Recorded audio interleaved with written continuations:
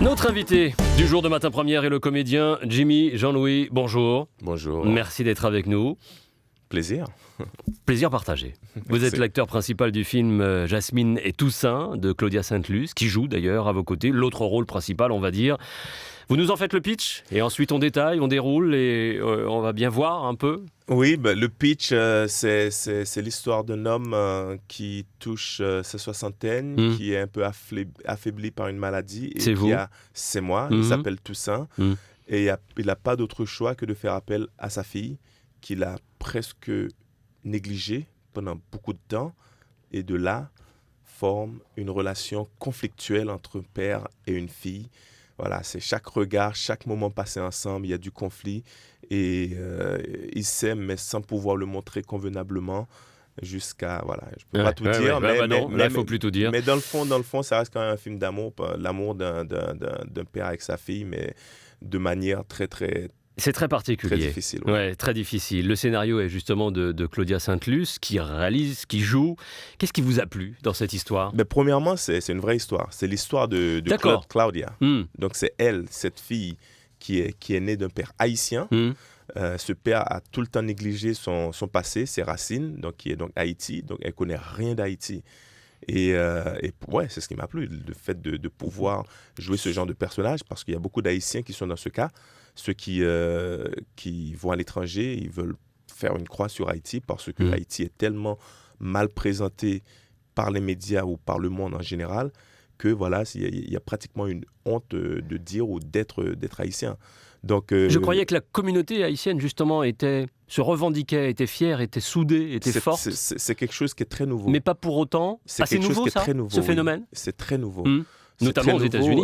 Oui, depuis les 10 ou 15 dernières années, c'est tout. Ouais. Mais avant, Haïti était constamment stigmatisé. Comme les ultramarins avec les Antilles. Oui, mais en plus de ça, avec toutes les autres conneries qu'on a pu mettre sur le dos d'Haïti, telles que l'arrivée du sida. C'est-à-dire en tant qu'Haïtien, mais moi en tant que jeune gamin qui a grandi à Paris, on me pointait du doigt disant que le sida, t'es aussi un porteur du sida. Donc voilà, ça dérange. On en revient au film. Pourquoi Toussaint a-t-il ce rapport a-t-il eu ce rapport avec sa femme et sa fille ? Premièrement, c'est un monsieur qui se cherche.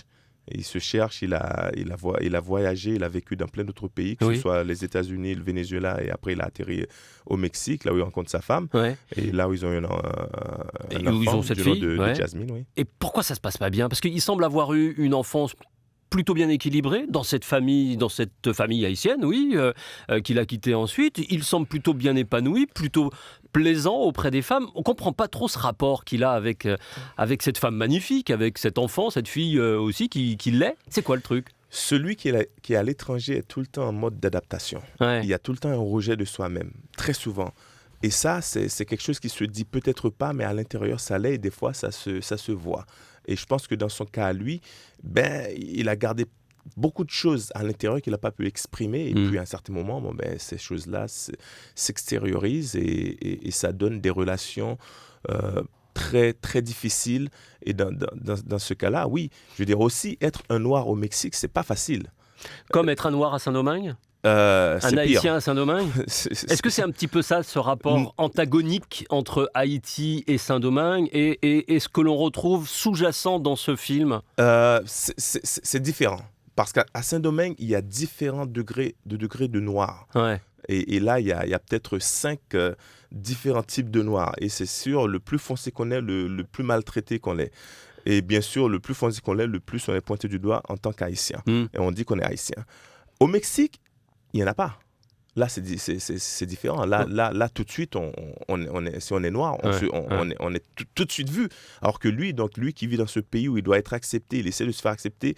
Il est beau, il est séduisant, il a une relation avec cette belle dame. Superbe femme. Complètement. En plus, il est très intelligent. Il devrait être plutôt fier. Oui, il est fier. Il est fier, mais il y a quand même il y a ce passé qu'il a eu dans son pays, ce rejet, ces problèmes qu'il a eu avec cette dictature de l'époque, parce qu'on parle quand même de l'époque de Duvalier. C'est ça qui l'a fait partir, qu'il a tout le temps mal géré. Donc ça, c'est à l'intérieur de lui qu'il a jamais pu gérer ça. Donc il aurait fallu que lui-même il fasse l'effort de retourner en Haïti pour rééquilibrer le tout. Voilà, sauf qu'il l'a jamais fait. Jasmine et Toussaint, c'est très fort comme film. C'est très, à la fois, c'est pas sombre, mais c'est vrai qu'on est dans une ambiance particulière. Ce rôle de Toussaint que vous incarnez, comment vous vous êtes entré dedans ?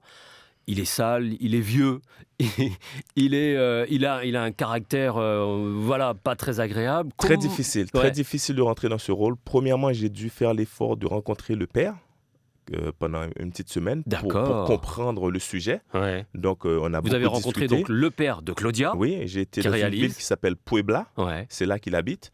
Donc, j'ai vu comment il vivait au quotidien, ses gestes, ses manières, sa façon de parler.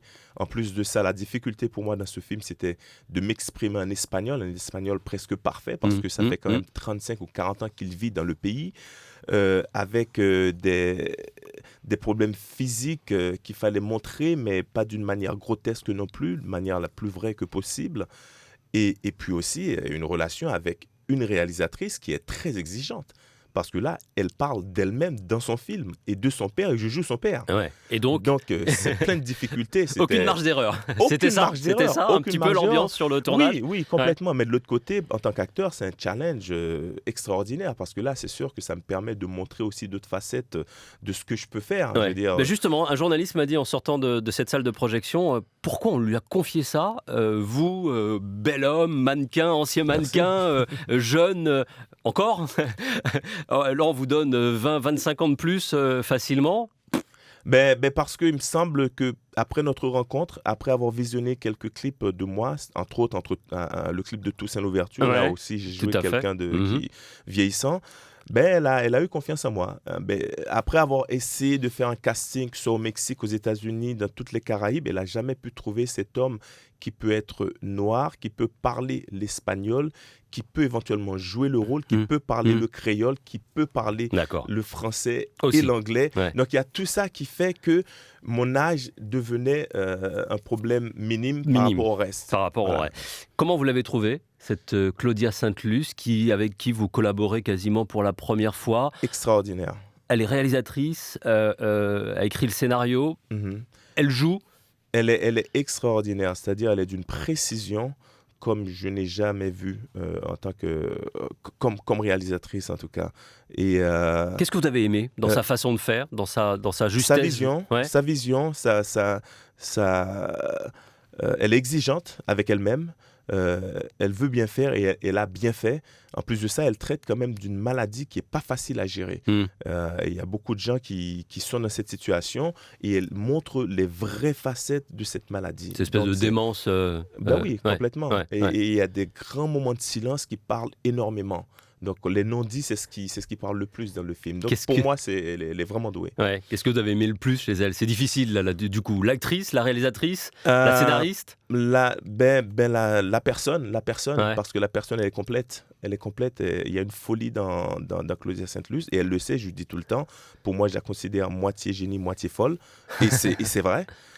Comme un Charlie Chaplin en gros, mais voilà, il y a un élément de folie qu'on a du mal à gérer, mais de l'autre côté avec une vision qui est éclatante et étonnante. Alors, curieusement, c'est vrai qu'on se dit elle doit avoir au moins une dizaine de films à son actif, et non, alors pas du tout, parce qu'il y a une grosse expérience, on sent qu'il y a une grosse maîtrise effectivement de l'art, et c'est très osé.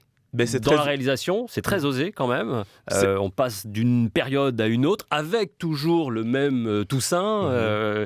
C'est très osé quand même. C'est très osé, et puis elle n'essaye pas d'essayer de plaire à un public. Elle essaie de donner quelque chose, et puis que le public travaille aussi pour comprendre ce qu'on essaie de montrer dans ce film.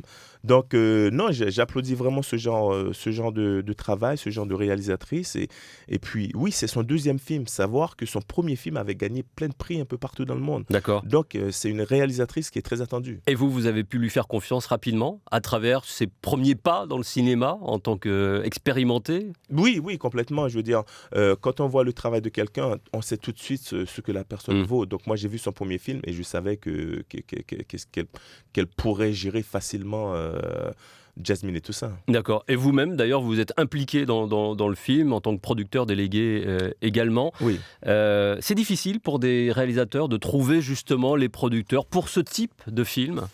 C'est difficile parce que très souvent, si on nous connaît en tant qu'acteur, on ne nous fait pas confiance pour les autres tâches. Mais il y a des projets qui nous viennent comme ça et puis ça fait sens de rentrer dedans en tant que producteur. Celui-ci, Jasmine, ou du moins Claudia Saint-Luce, qui traite d'Haïti, qui ne connaît pas du tout Haïti, elle n'a jamais été en Haïti. Donc voilà, j'ai pris le bâton et je lui ai dit, OK, je vais t'emmener en Haïti, je vais m'occuper de tout le reste. Et puis voilà, elle m'a fait confiance.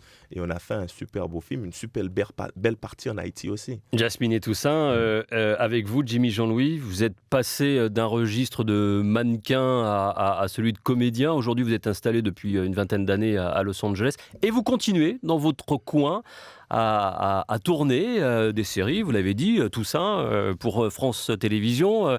Vous venez d'en achever une pour TF1 également, mais on vous voit très peu ici en France, dans le cinéma d'une façon générale. Pourquoi ? Dans le cinéma, j'ai pas fait grand-chose ici. C'est vrai que j'ai fait La Marque des Anges, j'ai fait un film qui s'appelle L'Orpailleur, j'ai aussi fait Coursier, mais ceci dit, je ne suis pas ici, donc... peut-être que les gens ne prennent pas la peine d'aller me chercher non plus. On a du mal à faire appel à vous. Vous avez du mal à ouvrir des portes. Vous avez essayé au moins d'ouvrir des portes ou alors ça vous intéresse ? Parce que vous êtes beaucoup tourné en Italie, en Espagne, aux États-Unis et donc après dans une bonne partie de la Caraïbe. Moi, je me plais bien dans ma position. C'est-à-dire, je suis à Los Angeles et je me permets de tourner un petit peu partout dans le monde. Donc, je me plais bien. Mais c'est vrai que s'il y avait plus d'offres venant de la France, je le ferais avec plaisir parce que mon enfance s'est passée ici et j'ai une vraie relation avec la France. Donc, mais de l'autre côté, on connaît aussi le cinéma français. Donc, il y a une certaine difficulté à inclure certaines personnes dans le cinéma.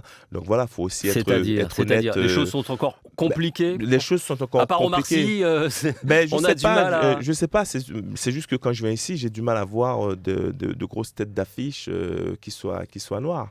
Alors qu'aux États-Unis, c'est complètement rentré dans les mœurs. Je veux dire, il faut juste regarder les derniers Oscars pour comprendre que juste dans les derniers Oscars, il y avait 4 réalisateurs. Réalisateurs, je parle. Je ne parle même pas d'acteurs parce qu'il y en a plein.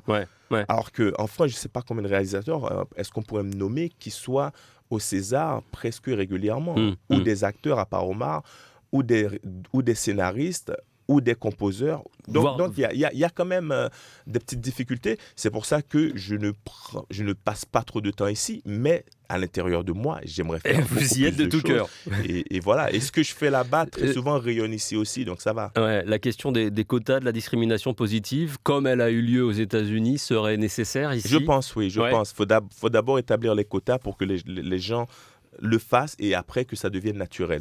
Mais sans l'établissement des quotas, ils vont se dire oui, on n'a pas besoin de ça, mais ils ne le feront jamais. C'est simple.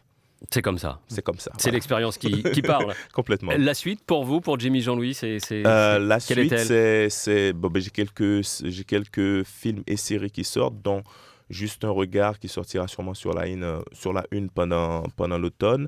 Là, je viens de terminer un film à Los Angeles. J'ai un autre film que j'ai fait aux Bahamas qui s'appelle Cargo qui sort aussi bientôt.